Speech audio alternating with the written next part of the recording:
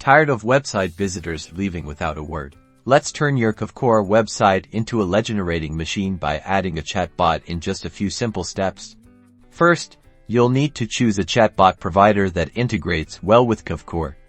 Popular options include Chatfuel, ManyHat, or Drift. Once you've selected your provider, sign up for an account and connect it to your business's Facebook page, if required by the platform. This usually involves granting the chatbot access permissions.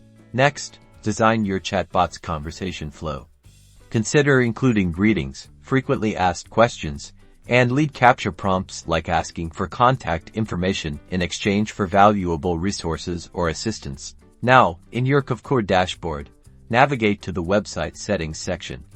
Look for options like custom header, custom footer, or third-party integrations. The exact location may vary slightly depending on your Kvcore theme. Obtain the chatbot's installation code snippet from your provider. This is usually a JavaScript code, and paste it into the designated section within your Kvcore website settings, typically the custom header or custom footer. Save your changes and refresh your Kvcore website to see the chatbot in action.